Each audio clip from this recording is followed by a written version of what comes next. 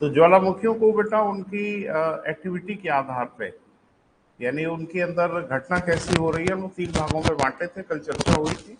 एक को हम लोगों ने क्या कहा था बेटा, एक्टिव वैल्केनो, सक्रिय ज्वालामुखी। क्यों? वो हमेशा एक्टिव रहते हैं, हमेशा वो सक्रिय रहते हैं। दूसरे को क्या कहा बेटा, डॉर्मेंट, प्रक्षुब्ध ज्वालामुखी। क्या परिभाषा है इनकी? ये रह के इसमें उद्गार होता रहता है, बीच बीच में एक लंबा इंटरवल भी हो जाता है ना बेटा। और तीसरी कैटेगरी है जिनको हम लोग कहते हैं एक्सटिंक्ट, यानी सुसुप्त, यानी अब इसमें कहीं कोई गड़बड़ होने की संभावना नहीं होती। इसी आधार पे बांटा।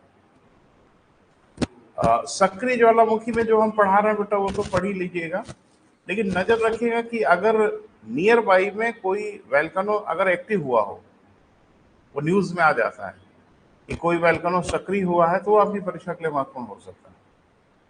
हाल हाल में जैसे मेरापी सक्रिय हो गया था, फिलहाल में इंडोनेशिया का है मेरापी, ये सक्रिय हो गया था, तो मुझे लगता है ये आपकी परीक्षा के लिए जरूरी है ना बेटा।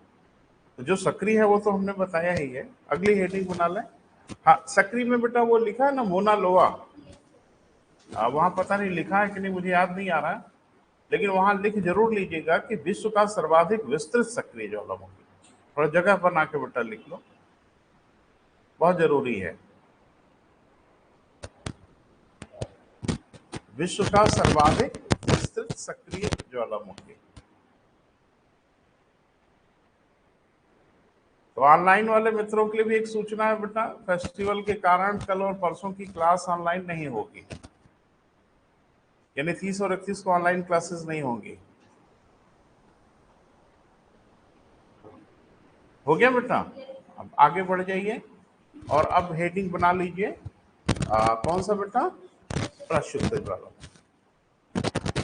एक लाइन में डिफाइन कर लो, एक लाइन लिख लो। ऐसे ज्वालामुखी, ऐसे ज्वालामुखी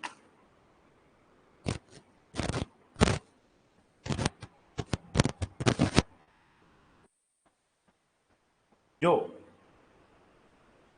निरंतर सक्रिय नहीं रहते, ऐसे ज्वालामुखी जो निरंतर सक्रिय नहीं रहते, वरन कुछ समय अंतराल के उपरांत, वरन कुछ समय अंतराल के उपरांत दोबारा सक्रिय हो जाते हैं। कुछ समय के उपरांत या समय अंतराल पर दोबारा सक्रिय हो जाते हैं, प्रक्षुब्ध ज्वालामुखी कहलाते हैं।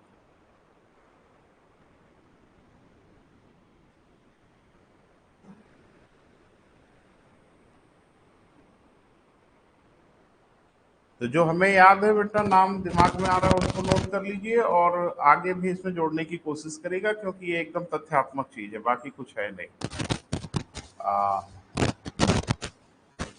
ज्वालामुखी का नाम लिखेंगे, उनकी सिचुएशन कहाँ है वो लिखेंगे।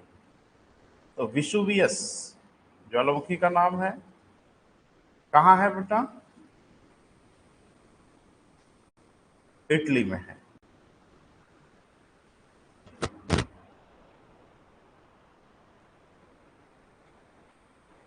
अब जिससे एक चीज नोटिस कर रहे हो बेटा कि ढेर सारे वैल्कनो भूमध्य सागर के आसपास है। ये क्यों? वो मध्यवर्ती पट्टी है, बताया गया था आपको कि भूकंप और ज्वालामुखी के दो बड़े क्षेत्र, अभी हम फिर से लिखा देंगे। एक तो परिप्रशांत पट्टी, रिंग ऑफ फायर जिसको हम लोगों ने बोला था, और एक मध्यवर्ती पट्टी जो मैंने आपको बताया था, आपने ध्यान नहीं दिया, वो भूमध्य सागर से होते हुए, भारत होते हुए, और वो इंडोनेशिया मलेशिया तक चली जाती है। वहां भी आप देख रहे हो कि ज्वालामुखियों की सक्रियता देखने को मिल रही है ना बेटा। जैसे इस्तांबुल ही आपने देखा मध्यवर्ती पट्टी में, तो इटली में ठीक ठाक वैल्केनोज है, उसी पट्टी में है सब बेटा। क्लियर है? आगे बढ़े।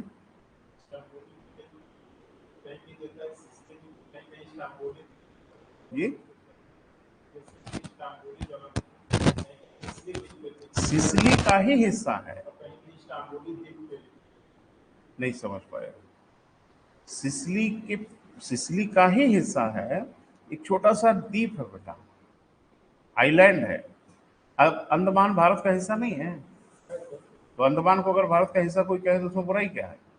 लेकिन स्पेसिफिक अगर देना चाहें तो लिपारी द्वीप कह सकते हैं। आगे बढ़े बेटा। फ्यूजियामा, फ्यूजियामा नाम है बेटा ज्वालामुखी का, कहाँ है? Very good.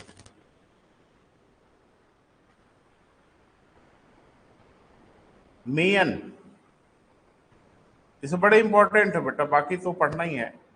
मेयाना हो गया बेटा, फिलीपींस।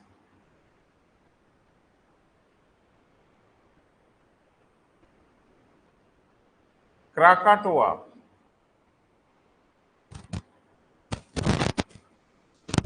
क्या बेटा? क्राकाटोआ कहाँ है ये? तो कल ही तो बात हुई थी भैया।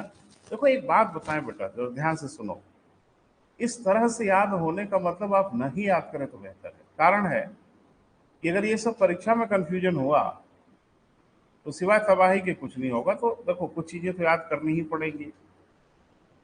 अब मैप में अगर जाके देखोगे, लोकेशन को पॉइंट आउट करोगे तो वो फिर याद हो जाएगा, और ऐसे याद करोगे तो नहीं याद होगा। अब जैसे क्राकाटोआ जैसे ही बोला, वो हमको अब फिजिकली दिखने लगा, मैप में उसकी पोजीशन हमको दिख रही है, तब काहे हम बोलेंगे। इंडोनेशिया जो है ना बेटा, दो द्वीपों के फॉर्मेट में है ना, यहाँ पे। अब ये दो द्वीप हैं, यहां से क्वेश्चन पूछ लिया। आपको क्या लगता है कि आप जो सोच रहे हो वैसे ही थोड़ी होगा? सुमात्रा और जावा। अब जावा ऊपर है कि सुमात्रा ऊपर है?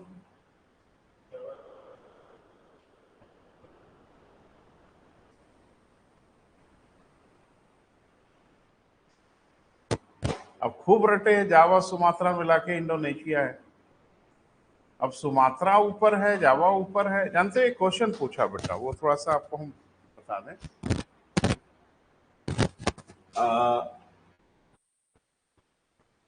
हाँ, अब वो क्वेश्चन क्या पूछा कि शून्य अंश अक्षांश इंडोनेशिया के किस हिस्से से गुजरती है, जावा से कि सुमात्रा से? देखो अब ये बेटा अच्छी बात नहीं कि कुछ भी फटाक से बोल दो।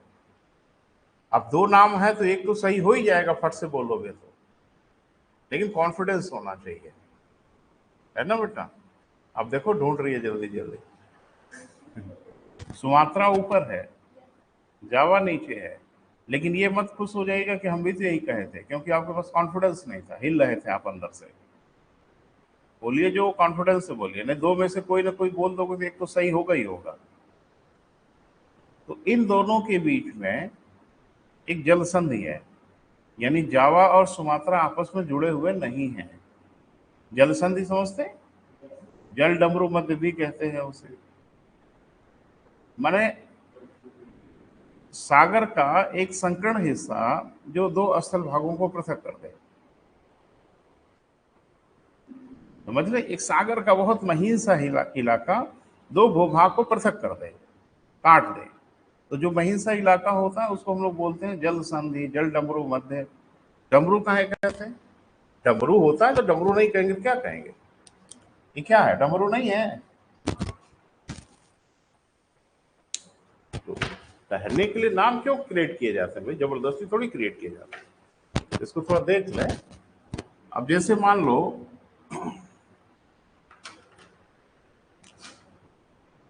इस तरह का कोई स्थल भाग है, तो ये स्थल हो गया, ये स्थल हो गया, यही ना बीच में है जल का हिस्सा, ये खुला हुआ है। तो इधर से भी देखो तो ये भी डमरू की शक्ल का है। तो डमरू का बीच यही नहीं है? अरे डमरू नहीं देखे हो? नेक उसका बड़ा पतला सा होता है डमरू का, इसीलिए इसको डमरू मध्य भी कहते हैं। और कोई बहुत बड़ा कारण थोड़ी है इसमें। यानी एकदम से पतला सा इलाका बीच का जो सागर पृथक कर देता है। तो वहां पे एक जल संधि है बेटा, जिसका नाम है सुंड्रा जल संधि। क्या नाम है बेटा? सुंड्रा जल संधि। बस वही स्थित है ये। तो आंख से देखो, क्लियर करो एक बार, तो भूलोगे ही नहीं। तो थोड़ा लिख लो, कोई परेशानी नहीं, लिखें। हाँ। प्राकटवा लिखा है? उसी के आगे लिखो बेटा, इंडोनेशिया में सुमात्रा तथा जावा के मध्य, सुमात्रा और किसके बेटा, जावा के मध्य, ये क्या है? द्वीप है बेटा और कुछ नहीं है। सुमात्रा और जावा के मध्य एक जल संधि है जिसे हम सुंड्रा जल संधि के नाम से जानते हैं।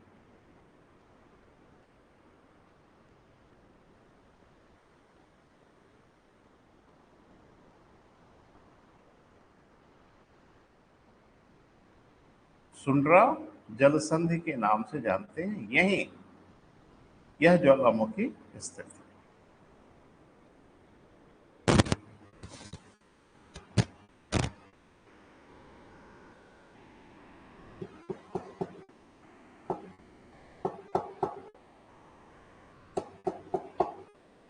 क्लियर है बेटा? अब बहुत रेडियस है, बहुत खतरनाक है, माने ये इसके बारे में कहा जाता है कि बहुत कुख्यात है ये जब इसका विस्फोट, क्योंकि आइलैंड फॉर्मेट के वो देश हैं तो बहुत बड़ा लैंड एरिया है नहीं उनका, जब इसमें एक्सप्लोजन होते हैं तो बहुत नुकसान पहुंचाता है, बहुत क्षति पहुंचाता है। लेकिन हाँ, ज्वालामुखियों का जब विस्फोट होता है बेटा तो मिट्टी बहुत उर्वरा हो जाती है आसपास की, क्योंकि डस्ट फॉल बहुत होता है और सब मिनरल्स वगैरह होते हैं, और फिर धीरे धीरे धीरे धीरे वो जमीन बहुत उपजाऊ हो जाती है और मनुष्य उसी लालच में फिर उसके करीब आता है, और एक लंबी अवधि के बाद फिर जब विस्फोट होता है तो नुकसान पहुंचा देते हैं। अगला लिखो बेटा, बैरन द्वीप। बैरन द्वीप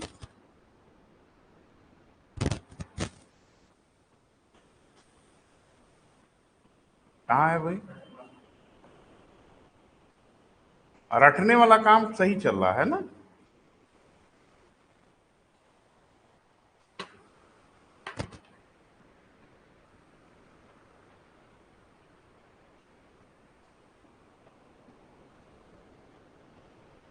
आगे हेडिंग बना ले बेटा, सुषुप्त ज्वालामुखी, एक्सटिंक्ट कहते हैं, जो समाप्त हो गए। हाँ लेकिन बेटा एक निवेदन आपसे करना है कि मैं जितना नाम लिखा रहा हूं इतना ही नहीं है, इतना बहुत जरूरी है ना बेटा? इसके अलावा भी आप पढ़िए, कोई परेशानी नहीं। लिखो बेटा, पोपा। नहीं चेहरा ही बता रहा है कि पहली बार सुन रहे हैं। ठीक है, बहुत जरूरी है बेटा।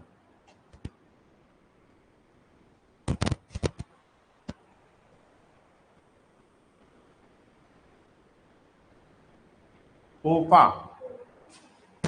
कहाँ है बेटा? म्यांमार में है।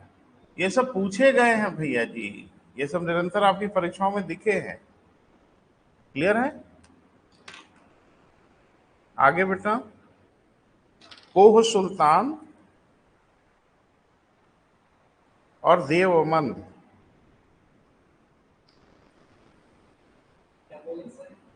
कोह सुल्तान लिख दें बेटा? मार्कर बहुत परेशान कर रहा है बेटा।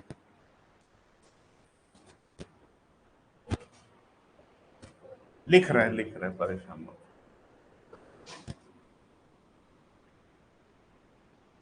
मार्कर दें, ये लोग परेशान कर दिए।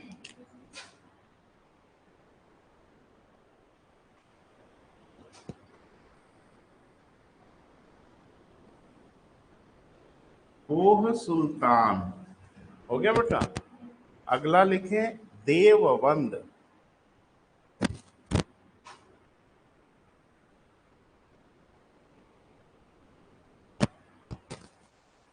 कोह सुल्तान और देवबंद कहाँ है बेटा? ईरान में।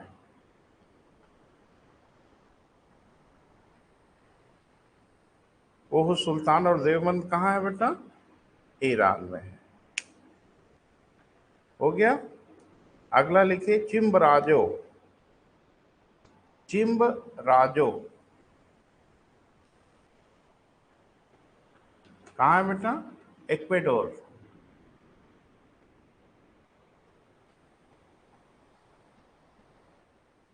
Kilimanjaro Kilimanjaro, Tanzania,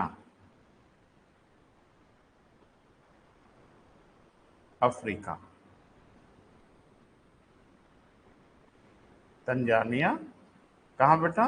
Africa.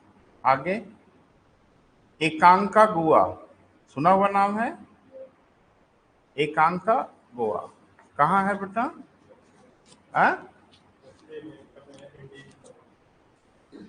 कुछ लोकेशन, हाँ हाँ समझ रहे हैं समझ रहे हैं, कुछ इनका लोकेशन वगैरह बताएंगे?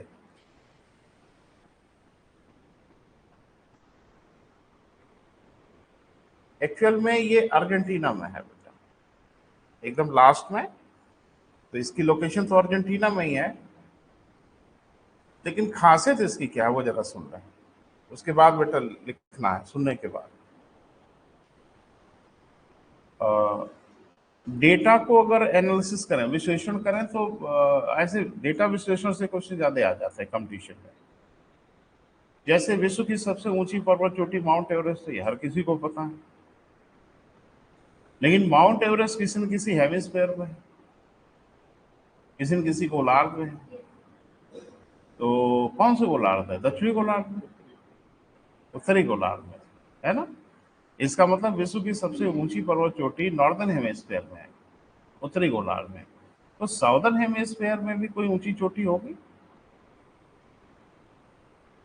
भाई पूरी दुनिया की सबसे ऊंची पर्वत चोटी माउंट एवरेस्ट है, गोलार्ध गया भाड़ में। लेकिन अगर हम हेमिस्फीयर के हिसाब से देखें तो उत्तरी गोलार्ध की सबसे ऊंची पर्वत चोटी माउंट एवरेस्ट है डेफिनेटली। तो साउदर्न हेमिस्फीयर की भी कोई ऊंची पर्वत चोटी होगी? यही है। अब बुद्धिमान तो ही हो, लिख लें। यह दक्षिणी गोलार्ध की सबसे ऊंची पर्वत चोटी है। यह दक्षिणी गोलार्ध की, साउदर्न हेमिस्फीयर की सबसे ऊंची पर्वत चोटी है।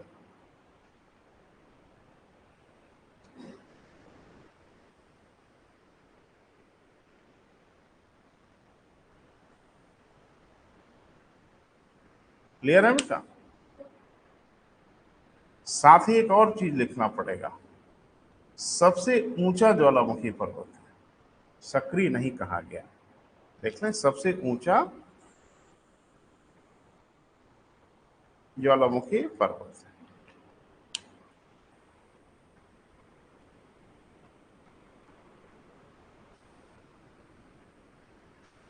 ठीक है बेटा?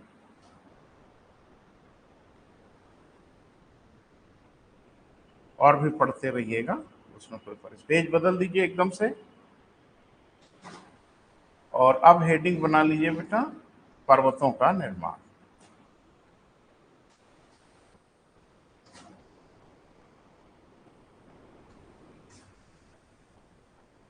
पर्वतों का क्या बेटा? निर्माण। तो एक दिन बड़ा झटके में बात हुई थी बेटा आपसे, कि धरती पे दो प्रकार के बल कार्य करते हैं, है ना? तो अब थोड़ा डिटेल में बेटा चलना है और इसको समझना है। जो बल कार्य करते हैं धरती पर, बोले बेटा? अखिलेश, सुनो बेटा,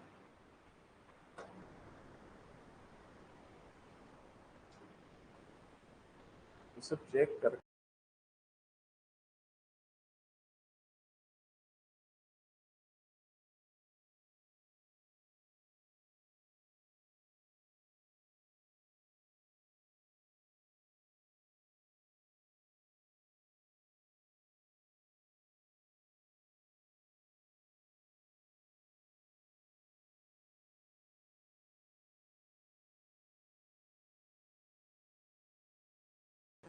जो बल है उनको दो भाग पे, जो फोर्सेस लगते हैं, बल जो लगते हैं उनको दो भागों में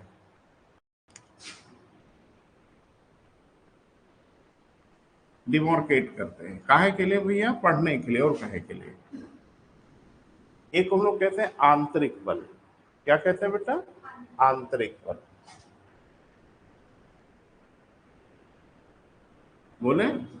और एक को क्या कहते हैं बेटा? बाह्य बल।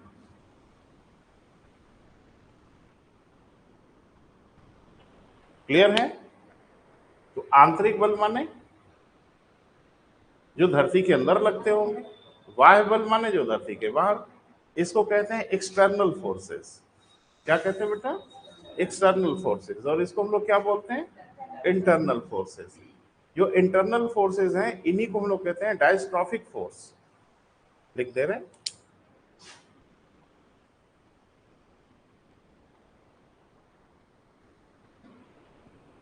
डायस्ट्रॉफिक फोर्स भी कहते हैं इसे। पटल विरूपण बल हिंदी में कहते हैं, डायस्ट्रॉफिक फोर्स कहा जाता है इसे। और इसे तो हम लोग एक्सटर्नल फोर्स ही कह देते हैं, इसको इंटरनल। तो इंटरनल फोर्स जो है उसको डायस्ट्रॉफिक फोर्स भी कहा जाता है। ठीक है बेटा? अब ये भी दो प्रकार के बल होते हैं। कौन? आंतरिक बल। एक को हम लोग कहते हैं मंद बल। क्या कहते हैं बेटा? Slow forces. और एक को क्या कहते हैं बेटा? तीव्र। तो तीव्र में कौन आएगा बेटा? Sudden force. क्लियर है? तो ये थोड़ा आसान है। इसमें दो ही बल होते हैं बेटा, एक ज्वालामुखी और एक भूकंप। इनको हम लोग सडन फोर्सेस कहते हैं, इंटरनल फोर्सेस। डायस्ट्रॉफिक फोर्स ये भी है। तो डायस्ट्रॉफिक फोर्स को कितने भाग में बांट रहे हैं? दो। एक को क्या कह रहे हैं बेटा? Slow forces. और एक को क्या कह रहे हैं? तीव्र बल। क्लियर है? जो सडन फोर्सेस हैं इसमें दो हैं बेटा, बस। एक ज्वालामुखी और एक क्या बेटा? भूकंप। क्यों इनको सडन फोर्स कहते हैं? अरे साहब, देखते देखते कहानी कहां से कहां पहुंच जाती है, बहुत टाइम थोड़ा ही लगता है। लेकिन ये भी पटल विरूपक बल है। पटल की आकृति को ये भी बना बिगाड़ देते हैं, लेकिन जल्दी से बना बिगाड़ देते हैं। क्लियर है बेटा? अब इधर आइए स्लो फोर्सेस। स्लो फोर्सेस भी दो प्रकार के होते हैं।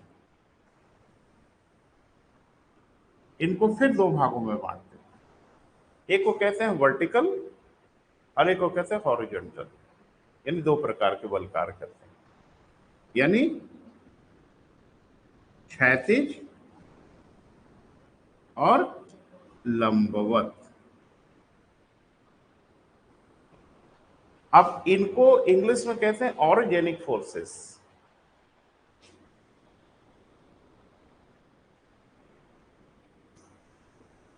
और इसको कहते हैं ई पायरोजेनिक फोर्सेस।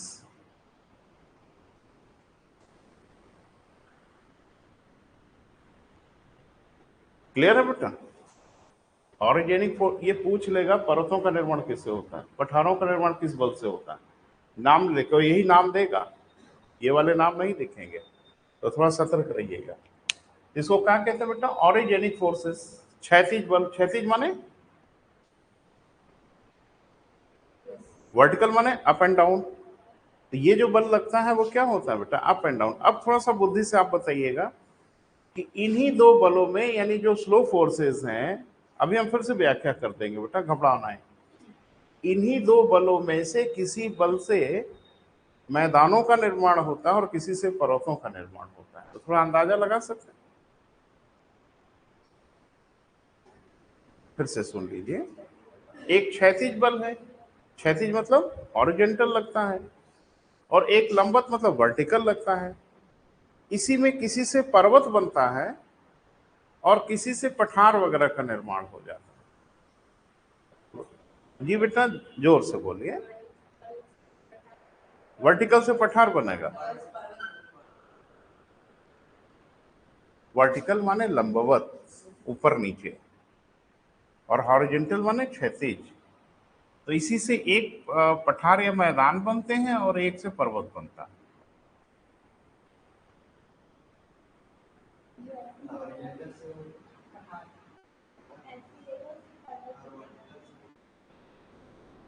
हाँ, ये तो बोले कोई भी आदमी सोच के बता सकता है ना?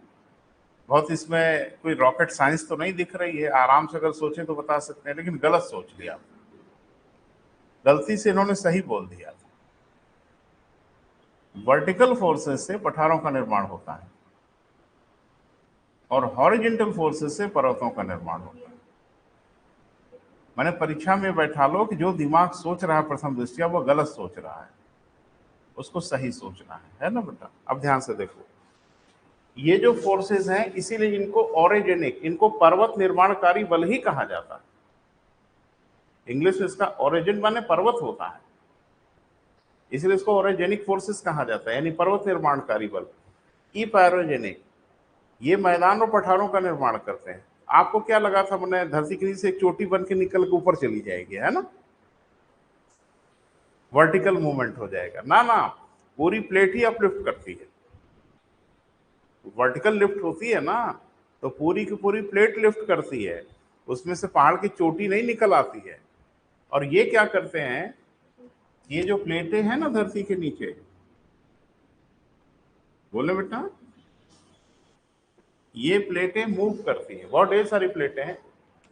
ये कैसे मूव करती है बेटा, हॉरिजेंटल।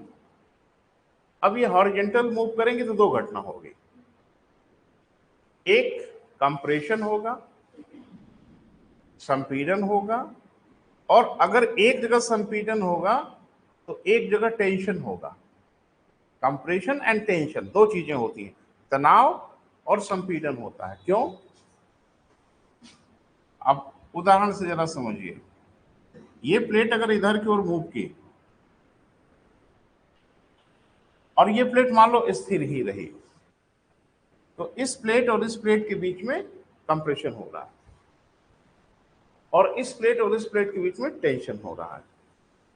बोल नहीं रहे, तो चाहे कंप्रेशन हो चाहे टेंशन हो, बनेगा तो हर हाल में पर्वत ही। क्लियर है? इससे यानी कंप्रेशन से बनते हैं फोल्डेड माउंटेन और टेंशन से बनते हैं ब्लॉक माउंटेन या हॉर्ज माउंटेन, है ना बेटा। इसी में एक से रिफ्ट वैली बन जाती है और इसी में एक रैंप वैली बन जाती है। नाम सुना है? पीसीएस में तो खूब पूछा है। निम्न में से रिफ्ट वैली का कौन उदाहरण है? निम्न में से रैंप वैली का कौन उदाहरण है? तो जब ये टेंशन होगा ना इनके बीच में बेटा, या कंप्रेशन होगा ना, तो कुछ न कुछ ये घटना होगी, लेकिन ये बहुत धीरे धीरे होती है। इसीलिए इसको किस श्रेणी में हम लोग रखते हैं? स्लो फोर्सेस में रखते हैं, है ना बेटा। तो ये ऑर्गेनिक फोर्सेस दो प्रकार के, इनको भी अगर बांटे तो दो प्रकार के, एक टेंशन और एक कंप्रेशन। बोल नहीं रहे, टेंशन हो चाहे कंप्रेशन हो, बनेगा तो पर्वत। अब पर्वतों का प्रकार कैसे होगा, ये पढ़ के समझ में आएगा कि वलित पर्वत बन रहा है, कि ब्लॉक माउंटेन बन रहा है, कि हार्ज माउंटेन बन रहा है। क्लियर है बेटा? ये सब पढ़ेंगे।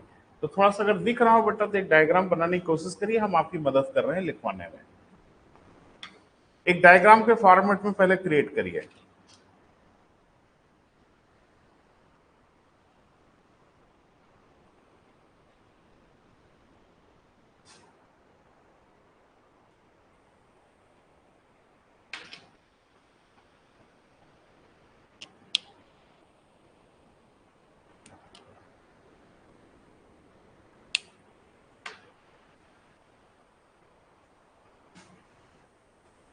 आप खाली बल मत लिखिएगा, नहीं तो समझ में आएगा कि भौतिक विज्ञान पढ़ रहे हैं। तो हेडिंग बनाइए पृथ्वी पर लगने वाले बल, पूरा हेडिंग बनाइएगा पृथ्वी पर लगने वाले बल। जिनको बोर्ड पे नहीं दिख रहा बेटा उनके लिए हम बात कर रहे हैं। पृथ्वी पर लगने वाले बल हो गया बेटा। अब इसको हम लोगों ने क्या किया, दो भागों में बांट लिया। एक को हम लोगों ने क्या कहा बेटा, इंटरनल, आंतरिक बल, और एक को क्या कहा बेटा, एक्सटर्नल,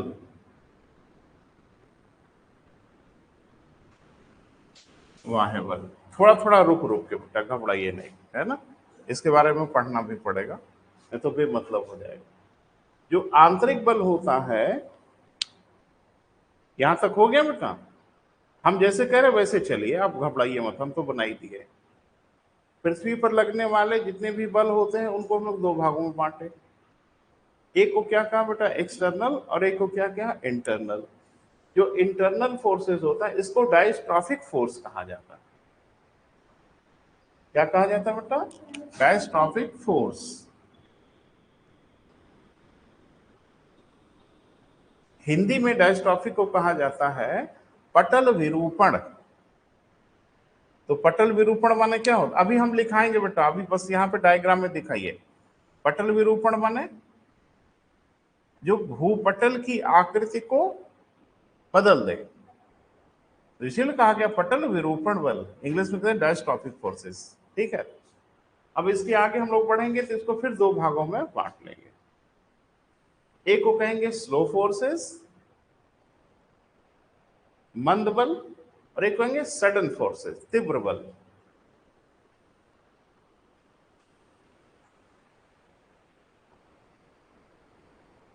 पहले डायग्राम में दिखाइए भैया, लिखने के फिराक में मत पड़िए। जो नाम हम बोल रहे हैं बस वो नाम यहाँ डायग्राम में दिखाओ, हम बोल बोल के सब लिखा देंगे, परेशान मत होइए। लेकिन ये जानना बहुत जरूरी है, यहाँ से घेरेंगे तो सब पहाड़ वहाड़ का नाम लिखा उखा रटा उटा सब रह जाएगा, धरा रह जाएगा। तो इस पे फोकस करिए। मंद बल में आते हैं आप, तो ये भी दो प्रकार के होते हैं। एक हम लोग क्या कहते हैं क्षैतिज। क्षैतिज माने हॉरिजॉन्टल। हॉरिजॉन्टल फोर्स का ही एक नाम है ऑरिजेनिक फोर्सेस। और एक क्या है लंबवत, वर्टिकल फोर्स। वर्टिकल फोर्स का नाम है ई पैरोजेनिक फोर्सेस।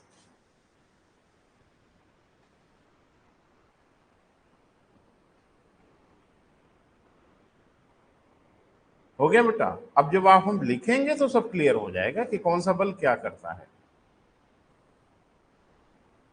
क्योंकि पर्वत पढ़ने के पहले बेटा अगर इस पे विजन हमारा नहीं है तो ना पढ़े पर्वत, कोई मतलब नहीं बनेगा। क्योंकि फिर नाम वाम याद करोगे कि फलाना पर्वत ढिमाका है, बनते कैसे हैं, निर्माण कैसे होता है, कैसे बने होंगे उस इलाके में, सब आपको आइडिया लग जाएगा। क्लियर है?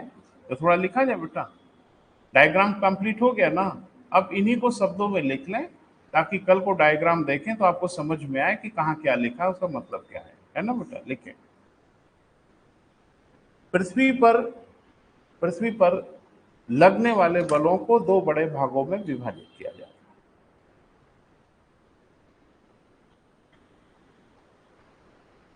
पृथ्वी पर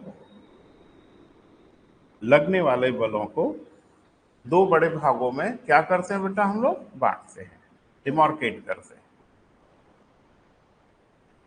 ठीक है? नंबर वन,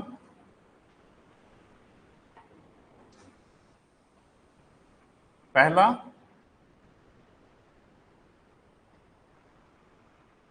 वाह्य बल। अंग्रेजी भी लिखते चलना बेटा, वाह्य बल या जिसको हम लोग क्या कहेंगे एक्सटर्नल फोर्सेस। एक्सटर्नल फोर्सेस एक लाइन में समाहित करिए। अभी हम कुछ बोल रहे हैं उसको लिखिएगा। वे बल जो भूपटल के ऊपर लगते हैं या धरातल के ऊपर लगते हैं। वे बल जो कहा बेटा? भूपटल के ऊपर या धरातल के ऊपर लगते हैं तथा भू आकृतियों में निरंतर परिवर्तन करते रहते हैं। जो भू आकृति होती है बेटा उसको निरंतर बदलते रहते हैं। कौन से बल? ये वाले एक्सटर्नल फोर्सेस।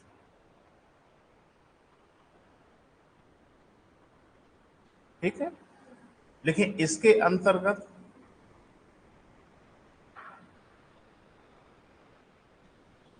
यानी एक्सटर्नल फोर्सेस के अंतर्गत कौन कौन है बेटा? इसके अंतर्गत पवन माने विंड्स, सूर्यताप,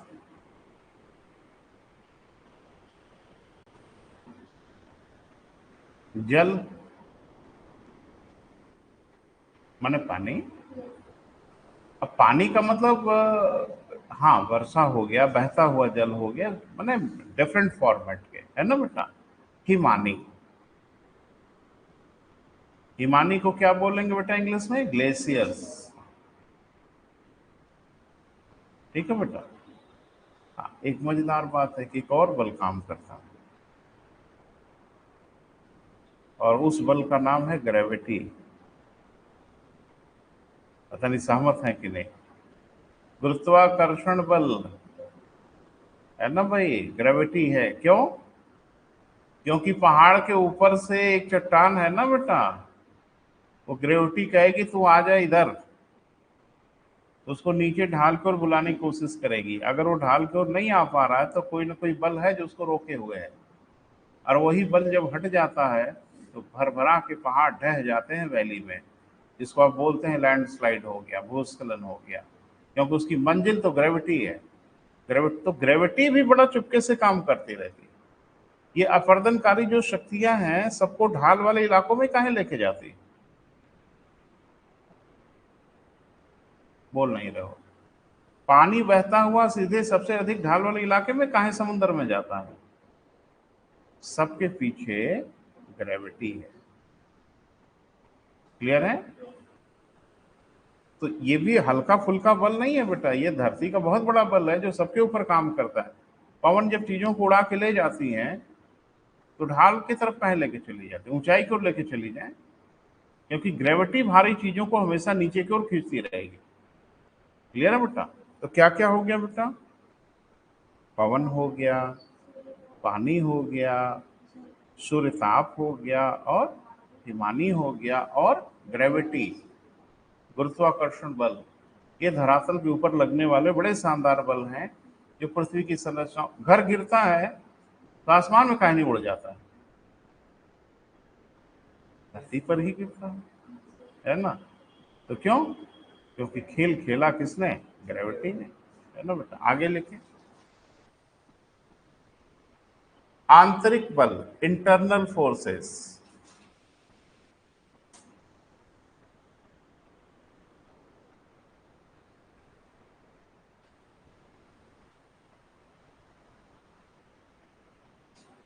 वे बल जो धरातल के अंदर लगते हैं।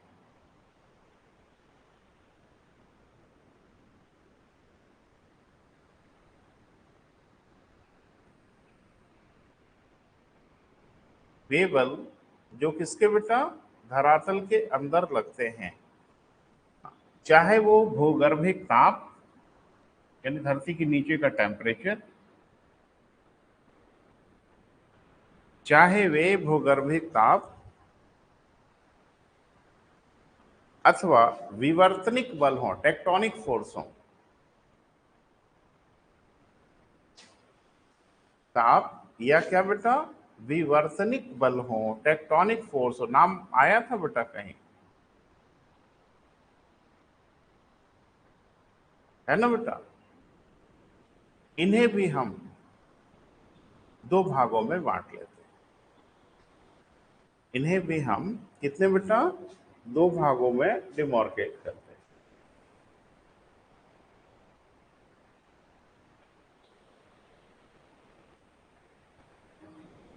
किस बल को बेटा? आंतरिक बल का एक नाम और आपको मैंने बताया था, डायस्ट्रॉफिक फोर्स। जरूर लिख लीजिएगा और याद कर लीजिएगा, है ना बेटा? हेडिंग बनाया है ना? जब आंतरिक बल बनाया था तो वहां पे हेडिंग बनाए हो, डायस्ट्रॉफिक फोर्स। नहीं बनाया तो हम जगह बना लेंगे।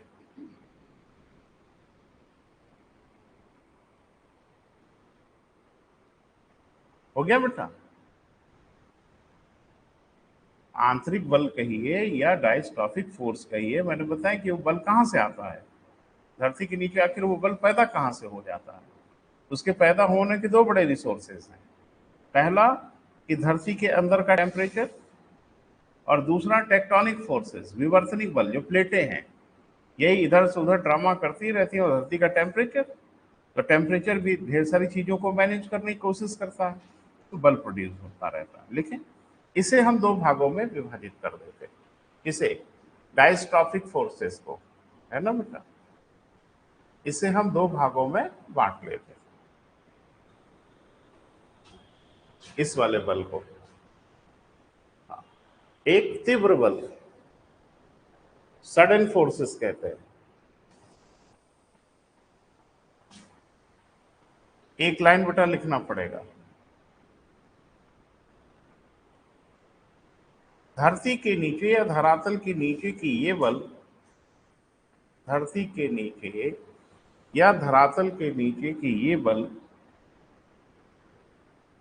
अत्यधिक तीव्रता के साथ कार्य करते हैं।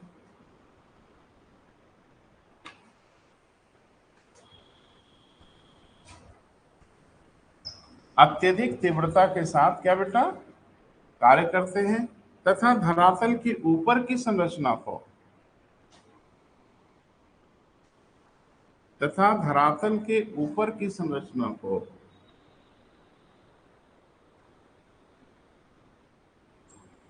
तीव्र गति से परिवर्तित करते हैं।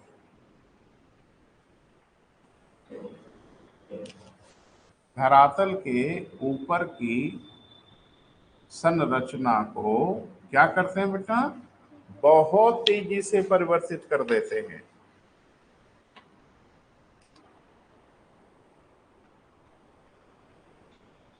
इसमें दो बल हैं बेटा हम लोगों के, कौन कौन से लिख लें। इसके अंतर्गत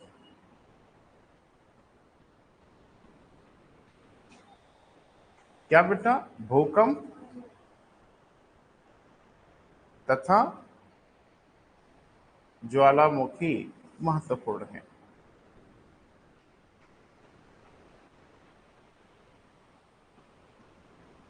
भूकंप और क्या बेटा, ज्वालामुखी महत्वपूर्ण है। अच्छा एक चीज बताइए बेटा, जैसे आपको लग रहा होगा कि ये काहे लिखा रहा है, बता रहे काहे लिखा रहा है। एक तो ऑब्जेक्टिव टाइप क्वेश्चन बनेंगे यहां से, दूसरा मुख्य परीक्षा में 200 नंबर में 200 शब्दों में आ जाएगा। पटल विरूपण बलों पे टिप्पणी लिखिए, तो काम हो जाएगा आपका बढ़िया से। मुस्कुराइए नहीं, उस दिन का इंतजार करिए कि मेंस आ जाए। और जब मेंस आ जाएगा ना, 100% अपनी औकात में आ जाओगे, 100%। तब समझ में आएगा कि परीक्षा कहते किसे। ये जो नौटंकी हो रही है ना, ये थोड़ा ही परीक्षा है, ये परीक्षा है ही नहीं। परीक्षा तो आगे होगी और वो है परीक्षा। लेकिन बड़ी मजेदार बात है कि हमारे ढेर सारे मित्रों को लगता है कि यही परीक्षा है, तो जूझोगे 2-4 साल, हो जाएगा क्लियर, और वहां तो जिंदगी खत्म हो जाएगी आपकी। मुख्य परीक्षा में बता तो रहे हैं, तो थोड़ा सा भैया मैं प्रयास इसीलिए कर रहा हूं कि आखिरकार अगर उस पड़ाव तक पहुंचे, अगर, मुझे नहीं पता कि आप वहां पहुंचोगे कि नहीं पहुंचोगे, आई डोंट नो एग्जैक्टली, लेकिन अगर उस पड़ाव तक पहुंचे तो उसको कहा जाता है विशेष सर्किल। एक बार अगर उस सर्किल में फंस गए तो आप क्या, अभिमन्यु भी नहीं निकल पाएंगे उससे। वो चक्रव्यूह है, भयानक चक्रव्यूह है। अगर उस चक्रव्यूह में आप फंस गए तो मैंने बड़े अच्छे अच्छे लोगों के करियर को तबाह होते हुए देखा, और आपका भी तबाह हो जाएगा। पता है वो क्या है, गलती से आप प्री क्वालिफाई कर गए तो आप फंस जाएंगे उस जाल में। प्री क्वालिफाई करेंगे, मिल जाएगा आपको मेंस। और प्री क्वालिफाई अब तक किए नहीं, इसलिए हमेशा डर लगा रहेगा कि इस बार भी नहीं करेंगे कि करेंगे। और अगर गलती से आप प्री क्वालिफाई कर गए तो समझ लें आपका कैरियर खत्म। भलाई इसी में है कि प्री क्वालिफाई करने के पहले ही संभल जाए, क्योंकि प्री क्वालिफाई कर लोगे तो किसी हालत में नहीं संभल पाएंगे। ये अभी आपको नहीं पता चलेगा, अभी आपको आनंद आएगा कि क्या बोलते रहते हैं। बस एक बार क्वालिफाई कर लीजिए, सारी कहानी एकदम सामने होगी। 400-500 नंबर मिल जाए मेंस में तो बहुत बड़ी उपलब्धि हो जाएगी, क्योंकि हो तो चुके हो अपाहिज, पैरालाइज, तथ्यात्मक चीज पढ़ने में इतने जुटे कि किसी विषय पे 150 शब्द लिखने की हैसियत ही नहीं। क्या लिख लोगे, 2 महीने में तैयार हो जाओगे।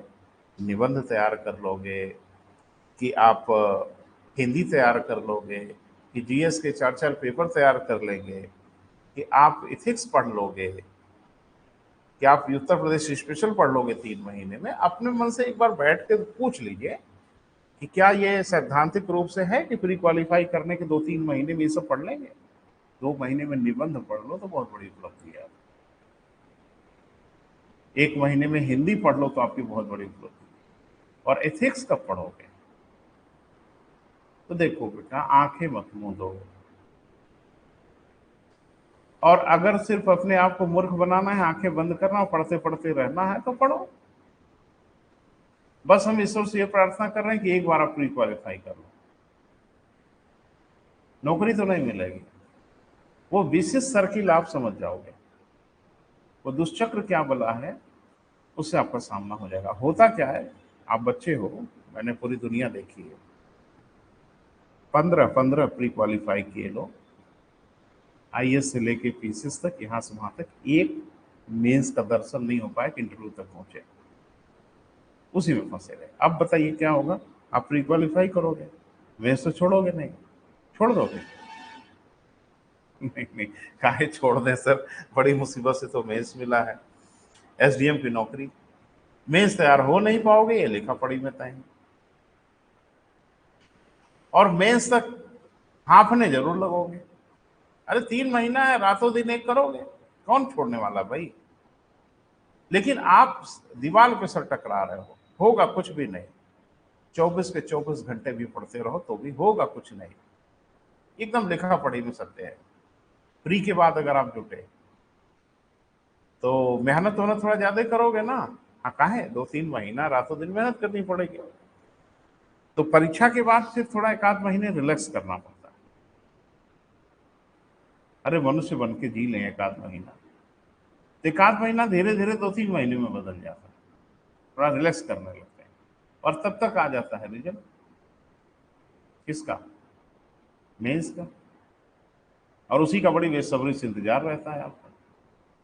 घर पे पेन वेन लेके रोज जोड़ते रहते हैं कि इतना मिल जाना चाहिए, इस पेपर में इतना, इस पेपर में इतना, और अपने ही परीक्षक बन के इंटरव्यू तक पहुंच जाते हैं। और जब आता है रिजल्ट तो डाक के 3 पात, फिर दुख। हाँ, स्वाभाविक है। तो दुख में डूबते हैं कुछ दिन, फिर बड़ी मुश्किल से अपने आप को उबारते हैं। लेकिन अब चिंता ये लगती है कि अगली बार नहीं चूकना है, और अगली बार नहीं चूकना है तो सबसे पहला प्रेशर ये होता है कहीं प्री ही न गड़बड़ा जाए। तो फिर जुट जाते हैं प्री में, फिर प्री हो जाता है, फिर वही ये चलता रहेगा। बच नहीं पाओगे, बच के दिखाना, ये मेरा खुला चैलेंज है, इससे बच के दिखाइएगा। बस आप ऊपर वाले को थैंक्स बोलिए ना कि फ्री नहीं हो रहा है, धन्यवाद दीजिए, बार बार आपको मौका दे रहे हैं, बस एक बार फ्री आपका हो जाए, फिर आप बच के दिखाइएगा। और 10 वर्षीय योजना ना हो जाए तो हम अपना नाम बदल देंगे। और आप तब तक तैयार नहीं हो पाएंगे जब तक कि 1 साल की परीक्षा ही ना छोड़ दें। और जब आप निरंतर प्री क्वालिफाई करते रहेंगे तो आप किसी साल परीक्षा नहीं छोड़ोगे। कौन छोड़ता है भाई? अगर आप प्री क्वालिफाई करते रहोगे तो परीक्षा छोड़ दोगे एक साल की, कि चलो 1 साल की परीक्षा बलिदान कर देते, वो आप करोगे नहीं। बस बस यही जाल है जिसमें आप फंसे रहो। और जब तक 1 साल की परीक्षा छोड़ोगे नहीं तब तक आप तैयार हो नहीं पाओगे। और आप बिल्कुल 1 साल की परीक्षा नहीं छोड़ेंगे। अफ्रीका में एक बंदर है बेटा, मुझे उसी बंदर की याद आती है आपको देख के। नहीं नहीं, बंदर का चेहरा नहीं याद आता, उसका बिहेवियर नजर आता है। वो होता क्या है कि उसका फर बड़ा महत्वपूर्ण होता है। फर माने उसके बाल, कॉमर्शियल यूज करते हैं तो उसको या तो जाल में पकड़ा जाए या उसको जिंदा पकड़ा जाए, माने उसको हर्ट नहीं करना है। धनुष बाण से या बुलेट से नहीं, हर्ट नहीं करना है। तो उसको पकड़ने का बड़ा आसान तरीका डेवलप कर लिया। वो एक बॉटल लेते हैं, दूध वाली बॉटल देखते हो ना, उसकी नेक थोड़ी सी बड़ी होती है। तो ऐसे पेड़ों पे ढेर सारे बॉटल रस्सी में बांध बांध के लटका देते, मजबूत रस्सी में बांध के, और ऐसी लोकेशन पे बॉटल को रखते हैं कि डाली से उसकी रीच करीब रहे, यानी रस्सी पकड़ के ना लटकना पड़े, डाली से बॉटल दिख जाए। उस बॉटल में मूंगफली, एक एक दो दो मूंगफली डाल देते हैं, और वो बंदर उछलता कूदता पेड़ों पे आते आते देखता है मूंगफली, तो उस बॉटल में हाथ डाल देता है, हाथ चला जाता है। मूंगफली पकड़ लेता है। बाकी आप समझ रहे हैं, फिर अपना हाथ नहीं निकाल पाता, मुट्ठी बंध जाती है ना। अब मूंगफली पकड़ लिया 2-3 हाथ में, अब वो खींच रहा है, हाथ निकल ही नहीं रहा है, चीख रहा है, चिल्ला रहा है, इस डाले से उस डाले कूद रहा है, हाथ निकलने से रहा, और लालची मुट्ठी खोल नहीं रहा, क्योंकि मुट्ठी खोल दे तो हाथ बाहर निकल जाए, वो मुट्ठी खोलेगा नहीं, और वो सब आराम से आके उसको पकड़ लेते हैं। यही जाल है बेटा, मुट्ठी छोड़ देनी होगी, लालच छोड़ देना होगा। अगर एक बार आपने ऐसा कर लिया तो आप उस पार निकल जाएंगे, और अगर मुट्ठी नहीं खोला तो आपका खेल खत्म होगा। ये सब याद रखिएगा, अभी नहीं, ये समय आपको धीरे धीरे प्रमाणित करेगा। क्योंकि कुछ हमारे मित्रों को लगता है कि अरे सर हम अलग हैं। आप कितने अलग हो ना, ये मैं 30 साल से देख रहा हूं। तो बस ये है कि एक बार फ्री होने दो, एक कहानी तो साफ ही हो। पटल विरूपण बलों पे टिप्पणी लिखिए, क्या जाने लिख लेंगे टिप्पणी, नाम ही नहीं सुना है डैश ट्रॉपिक फोर्स का, टिप्पणी क्या खाक लिखेंगे, क्योंकि पहाड़ याद किए हैं कि फलाना पहाड़ वलित पर्वत है, धेमाका पहाड़ ये पर्वत है, और आपको लगता है कि परीक्षा में यही आएगा, पहाड़ का नाम लिखो, है ना भैया जी। तो उसी दिन रात के लिए काम हो रहा है कि एक तीर से दो शिकार हो जाए, है ना। चले, कहां तक पहुंचे भैया?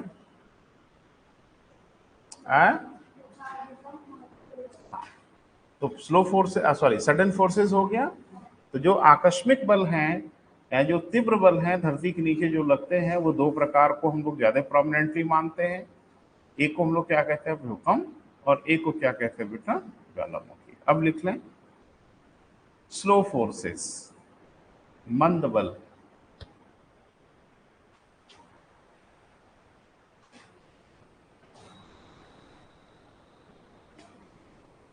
नाम से ही स्पष्ट है, मुझे नहीं लगता इसको परिभाषित करने की आवश्यकता है। बोले बेटा, इसमें कितने, दो प्रकार के बल हैं, है ना बेटा। कौन कौन? इनका नाम भी सुनो, घबराओ मत, इनके नाम भी पर्वत निर्माणकारी बल और पठार निर्माणकारी बल, यही नाम भी है इनके। लेकिन पर्वत निर्माणकारी बलों को भी एक नाम अलग से देते हैं, ऑरिजेनिक फोर्सेस या हॉरिजेंटल फोर्सेस, क्षैतिज बल भी कहते हैं। इनके क्या क्या नाम है, फिर से सुनो। पर्वत निर्माणकारी बल भी कहा जाता है इसे, इसे क्षैतिज बल भी कहा जाता है, इसे ऑरिजेनिक फोर्सेस भी कहा जाता है ना बेटा। एक को लंबवत बल कहा जाता है, ठीक है, पठार निर्माणकारी बल भी कहा जाता है, और ई पैराजेनिक फोर्सेस भी कहा जाता है। क्लियर है बेटा? तो बांट लें दो भागों में। अब परिभाषित क्या करें, स्लो फोर्स का मतलब आप समझ ही रहे हैं कि ये बल धीरे धीरे लगते हैं, मतलब कुछ भी ओवरनाइट नहीं बदलता, सब धीरे धीरे बदलता है। ध्यान से सुनो, माने स्लो फोर्सेस के कारण ही हिमालय बना, सडन फोर्स के कारण हिमालय नहीं बना। ये बल धीरे धीरे धीरे धीरे कार्य करते रहे, करोड़ों वर्ष लग गए, हिमालय को पैदा होने में 7 करोड़ साल लग गए, 7 करोड़ से ये बल कार्य कर रहा है, आज भी कार्य कर रहा है। ये क्या धीरे धीरे कार्य करते हैं, है ना बेटा। लिखें, इसे हम दो भागों में विभाजित करते हैं, इसे हम दो भागों में बांटते हैं, है ना बेटा। पहला,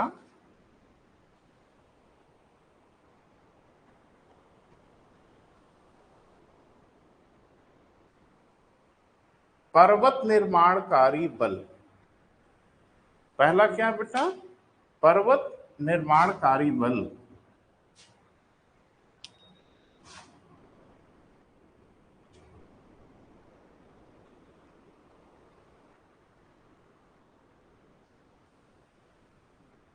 क्या क्या लिख देते हैं, पर्वत निर्माणकारी बल, ऑर्गेनिक फोर्स। इसको और भी क्या कहते हैं बेटा, क्षैतिज बल भी कहते हैं।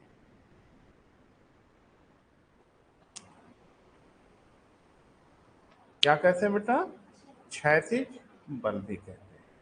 क्लियर है? थोड़ा सा डिफाइन कर लेते हैं बेटा इसको, है ना। लिखें,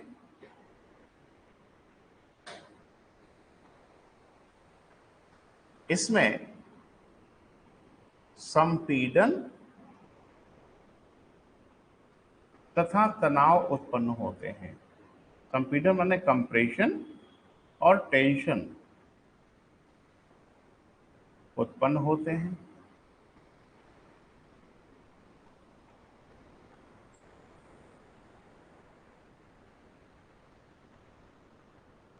जिसके कारण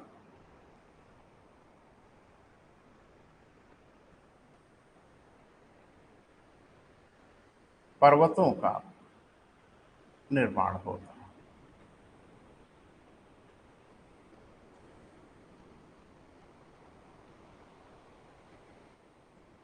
जिसके कारण क्या बेटा, पर्वतों का निर्माण होता है। तो पर्वत के निर्माण के होने के लिए प्लेटों को हॉरिजेंटल मूवमेंट करना होगा।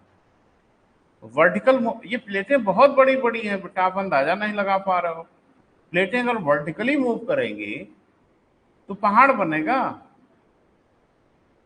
कि पूरा धरातल ही ऊपर की ओर उठ जाएगा। तो इनको क्षैतिज मूव करना होगा, हॉरिजेंटल मूव करना होगा। तो दो प्लेटों के बीच में अगर कोई अवसाद है, सेडिमेंट है, और ये प्लेटें जब एक दूसरे की ओर खिसकेंगी तो सेडिमेंट को दबा के ऊपर कर देंगे।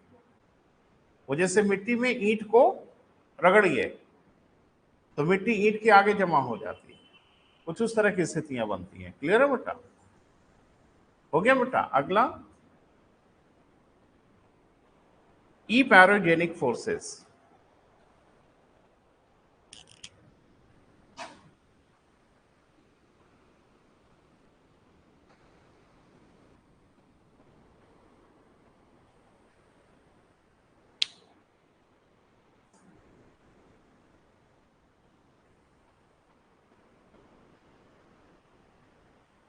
इसका नाम एक और है ना बेटा, लंबवत बल, वर्टिकल फोर्स। वहां डायग्राम में सब लिखा होगा बेटा।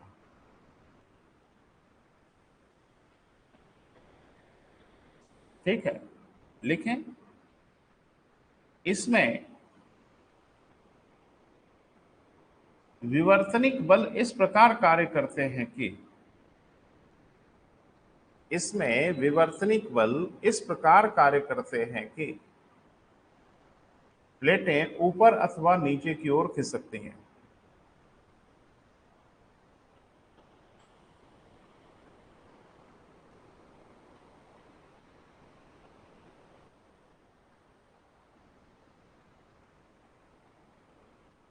जिससे पठारों आदि का निर्माण होता है।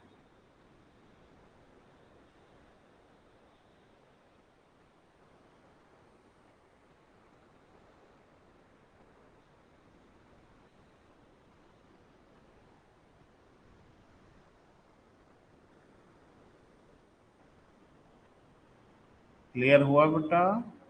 तो सिस्टमैटिक ढंग से हम लोगों ने धरती के बाहर तथा धरती के अंदर जितने भी प्रकार के बल लगते हैं सबका अध्ययन हम लोगों ने एक मोटे मोटे रूप में कर लिया। External forces, internal forces.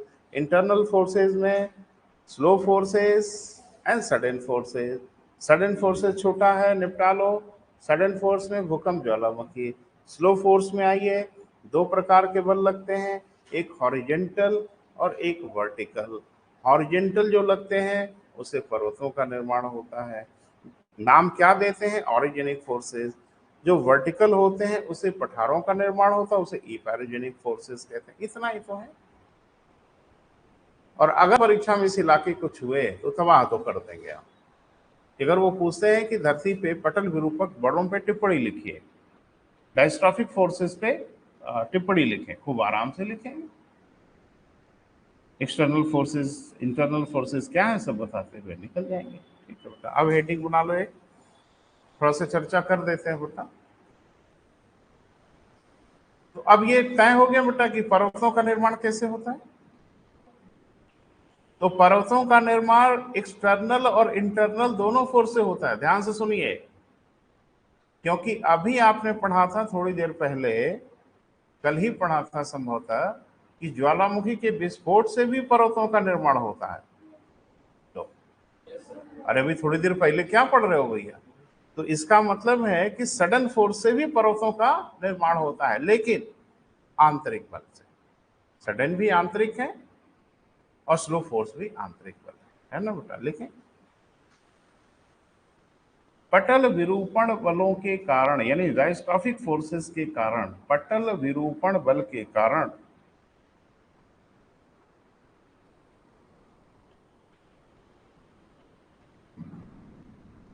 पर्वतों का निर्माण होता है।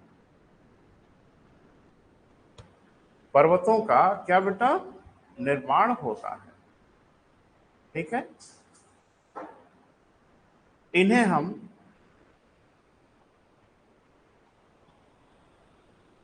निर्माण के आधार पे निम्न भागों में विभाजित करते हैं। इन्हें हम निर्माण के आधार पे निम्न भागों में विभाजित करते हैं।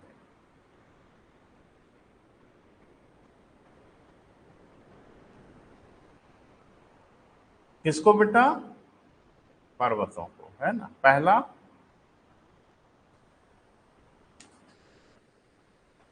यानी पर्वतों के प्रकार पे अगर आप बात करें बेटा तो इनको हम लोग बांटते हैं, है ना। पर्वतों को नाम देते हैं, कैसे बने। तो पहले को हम लोग क्या कहते हैं बेटा, फोल्डेड माउंटेन।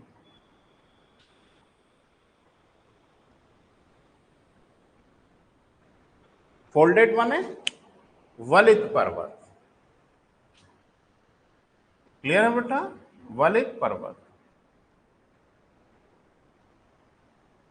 हो गया बेटा। दूसरे प्रकार के पर्वत को हम लोग क्या कह देते हैं बेटा, ब्लॉक माउंटेन, भ्रंश पर्वत।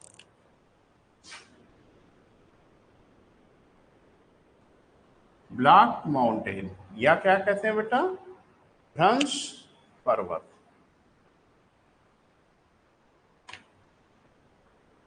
ठीक है, तीसरे प्रकार के पहाड़ों को हम लोग क्या कहते हैं बेटा,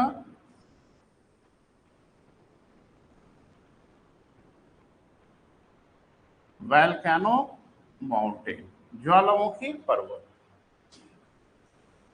हो गया बेटा। चौथे प्रकार के पर्वतों को हम लोग कहते हैं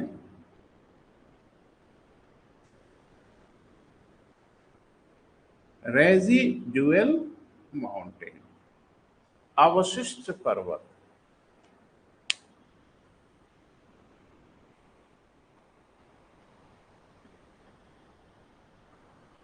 अवशिष्ट पर्वत, हिंदी इंग्लिश दोनों में लिख लीजिएगा बेटा, बोर्ड पे इसलिए लिख दिया मैंने। निर्माण के आधार पे इस पूरी धरती पर कहीं भी कोई भी पर्वत अगर दिखता होगा तो इन्हीं चार में से कोई ना कोई होगा। फिर से हम रिपीट करते हैं, हिंदी में हम बोल रहे हैं फिर इंग्लिश में बोलते हैं। वलित पर्वत, भ्रंश पर्वत, ज्वालामुखी पर्वत और अवशिष्ट पर्वत। इंग्लिश में अगर बात करें तो folded mountain, block mountain, volcano mountain and residual mountain. इसमें एक बड़ी महत्वपूर्ण बात है कि चौथा वाला प्रकार निर्माण का नहीं है, चौथा वाला प्रकार विनाश का है। जैसे मनुष्य बुढ़ा जन्म नहीं लेता, बुढ़ा होता जरूर है ना। ये जो चौथा वाला है, अब अगर समझने के लिए दिमाग में रखो तो बुढ़ा पर्वत ये निर्माण का आधार नहीं है बेटा। हर प्रकार के पर्वत, हर प्रकार के पर्वत एक दिन खत्म हो जाएंगे, एक दिन समाप्त हो जाएंगे। कौन समाप्त करेगा, बाहर वाले जो बल हैं वो जिस दिन पर्वत का जन्म होता है उसी दिन से सक्रिय हो जाते हैं। जिस दिन हम पैदा होते हैं उसी दिन से कहते तो हैं कि हमारी उम्र बढ़ रही है, वास्तव में घट रही है। जिस दिन आप जन्म लेते हैं उस दिन से आपकी उम्र जीने की घटने लगती है। क्लियर है बेटा। कोई पर्वत, कोई संरचना धरती पे बनी नहीं कि साहब लोग सक्रिय हो जाते हैं। तो हर प्रकार के पर्वत बेटा एक न एक दिन मिट्टी में मिल जाएंगे। तो मिट्टी में मिलाने की जो प्रक्रिया है उसके बीच में जब ये दिखते हैं तब इनको हम लोग कहते हैं क्या बेटा, अवशिष्ट पर्वत। अरावली क्या हो गई, अवशिष्ट पर्वत हो गई। किसी जमाने में बहुत शान से खड़ी थी, आज हिमालय है फोल्डेड माउंटेन का उदाहरण है, कल को ये भी अवशिष्ट पर्वत हो जाएगा। तो अवशिष्ट पर्वत बनने का कोई प्रकार नहीं है, ये बिगड़ने का प्रकार, यानी हर पर्वत बिगड़ के एक दिन अवशिष्ट पर्वत में टूट फूट के खत्म होने लगेंगे। तो ये ध्यान रखना बेटा। अब पहली हेडिंग बना लो, आज क्या शुरू करें। पहली हेडिंग बना लीजिए बेटा, वलित पर्वत, फोल्डेड माउंटेन।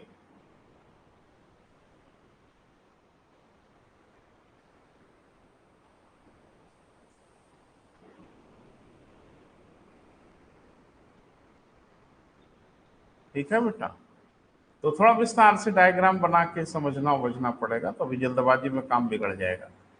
तो इसको रहने देते बाजी, यही समाप्त करते हैं। और